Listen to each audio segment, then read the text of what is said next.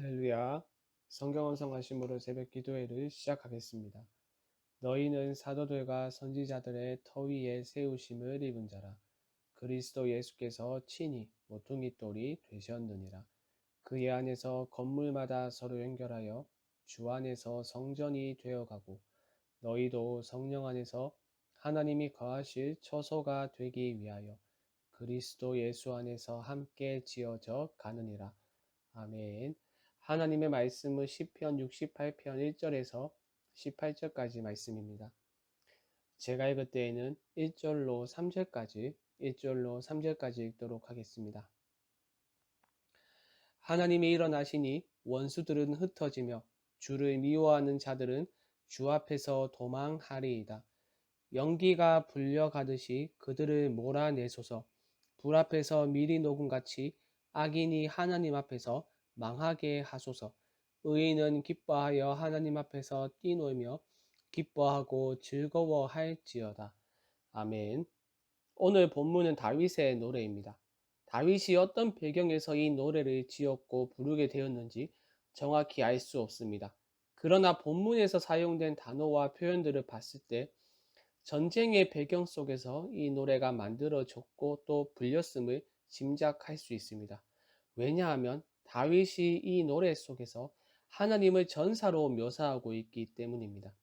우리가 읽었던 1절의 말씀에서 하나님이 일어나시니 라는 표현과 4절에서 하늘을 타고 라는 표현은 다른 곳에서 전사로서의 하나님을 의미합니다. 그래서 이 시는 전쟁을 승리로 이끈 하나님에 대한 감사의 노래라고 할 수 있는데요. 이 노래 속에서 다윗은 주로 과거의 일을 상기시키는데요. 바로 이스라엘이 광야를 통과할 때 이스라엘을 위하여 싸우셨던 하나님을 떠올리게 함으로써 자신의 노래를 시작합니다. 1절 말씀을 다시 보시죠. 하나님이 일어나시니 원수들은 흩어지며 주를 미워하는 자들은 주 앞에서 도망하리이다. 하나님에게 일어나달라는 다윗의 이 간구는 모세의 간구와 일치합니다. 이스라엘 백성이 애굽을 떠나 가나안 땅으로 향할 때 광야를 통과했었죠. 광야를 통과할 때 그냥 통과하지 않았습니다. 지파별로 진영을 갖추어서 행진하였으며 레위를 제외한 모든 지파에서 싸움에 나갈 수 있는 사람을 계수하였는데요. 이러한 진영은 당시 사회의 전투 진영과 매우 흡사합니다. 영화나 드라마를 통해서 고대 사회의 전쟁을 보면 아무런 대열 없이 그냥 막 행진하지는 않죠. 기마대가 앞장서면 이어서 창과 방패를 든 사람이 뒤따르고 또 이어서 칼을 든 사람이 뒤따르고 또 이어서 활을 든 사람이 뒤따르고 있음을 볼 수 있죠. 광야를 통과할 때 이스라엘이 이러했습니다. 그러니까 이스라엘의 행진은 군대의 행진이었던 것입니다. 이때 한 장소에서 다른 장소로의 이동을 시작하면 모세가 이런 기도를 했습니다. 민수기 10장 35절의 말씀인데요.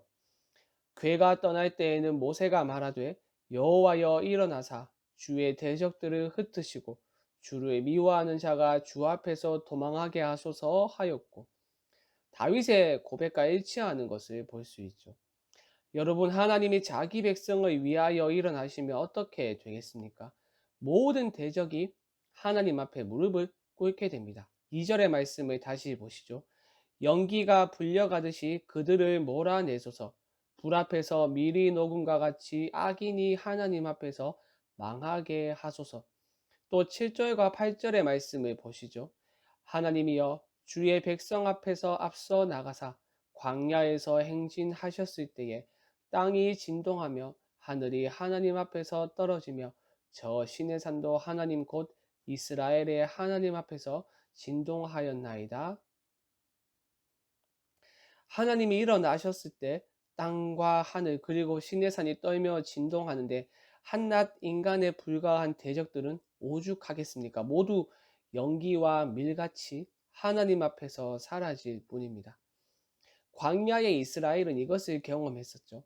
수적 열세에도 불구하고 가지고 있는 장비도 보잘것없었지만 자기 백성을 위하여 싸우시는 하나님 때문에 승리할 수 있었습니다. 그리고 그 결과 그들은 기쁨으로 하나님을 찬양하며 예배했습니다. 3절과 4절 상반절의 말씀을 보시죠.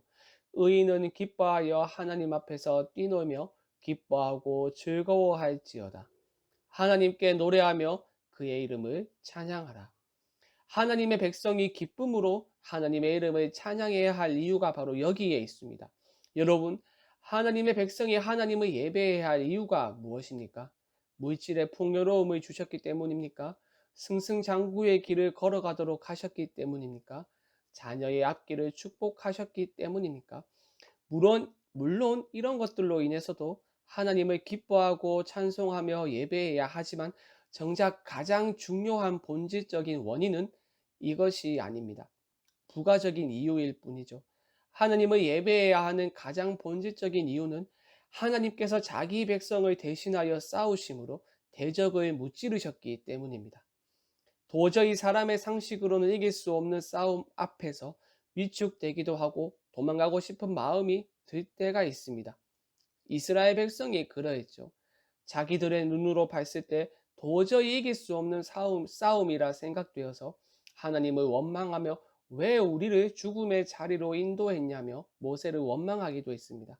하나님은 그런 이스라엘을 벌하심으로써 징계를 하기도 하셨지만 어김없이 자기 백성을 위하여 싸우셨습니다. 그리고 불가능해 보이는 싸움을 이기심으로 백성에게 승리를 안겨주셨습니다. 이것이 기쁨으로 하나님의 이름을 높이며 예배해야 할 이유입니다. 사랑하는 여러분, 이것은 우리에게도 적용됩니다. 우리 모두 자기 백성을 위하여 일어나 싸우시는 하나님을 경험한 자들입니다. 비록 이전과 같이 칼과 창과 방패로 우리의 대적을 무찌르지는 않으셨지만 하나님은 자기 아들의 십자가로 죄와 사망의 권세를 깨뜨리심으로 우리에게 승리를 안겨다 주셨습니다. 바울은 골로새서 2장 15절에서 그리스도를 전사로 묘사하는데요. 이렇게 말합니다. 통치자들과 권세들을 무력화하여 드러내어 구경거리로 삼으시고 십자가로 그들을 이기셨느니라. 십자가로 악한 세력에 대하여 승리하셨습니다. 그 누구도 자기의 힘으로 깨뜨릴 수 없었던 이 막강한 권세를 하나님이 자기 아들의 십자가를 통하여 깨뜨리심으로 자기 백성에게 자유를 주셨습니다. 내가 가지고 있는 힘과 능력, 이 땅의 모든 자원을 사용해도 이길 수 없었던 어둠의 권세를 깨뜨리심으로 우리에게 자유를 주셨습니다. 이것이 하나님을 예배해야 하는 가장 중요한 이유입니다.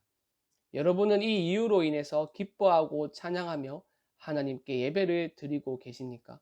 혹시 너무 많이 들었기 때문에 익숙한 나머지 그 중요성을 잊어버리지는 않으셨습니까? 우리를 구원하신 하나님으로 인하여 우리 안에 기쁨이 충만하고 날마다 하나님을 예배하는 여러분이 되길 바랍니다. 함께 말씀 생각하며 합심으로 기도하겠습니다. 자기 백성을 대신해서 싸우시는 하나님께 기쁨으로 찬양하며 예배드릴 수 있도록 우리의 마음을 붙들어 주시옵소서. 화요일은 장년부와 양육가정을 위하여 기도하는 날입니다. 말씀과 기도를 통하여 거룩의 능력을 회복하는 우리 성도들이 되게 하여 주시옵소서. 또한 리더들이 예수 그리스도의 심장으로 영혼들을 섬기게 하여 주시옵소서. 마지막으로 코로나 사태를 속히 종식시켜 주시옵소서. 이 일을 통하여 한국교회가 다시 복음으로 돌아가 복음의 능력을 회복할 수 있도록 하나님 이 땅을 긍휼히 여겨 주시옵소서. 이 외에도 개인의 기도 제목을 가지고 자유롭게 기도하시면 되겠습니다. 주님의 이름을 한번 부르고 자유롭게 기도하겠습니다. 주여.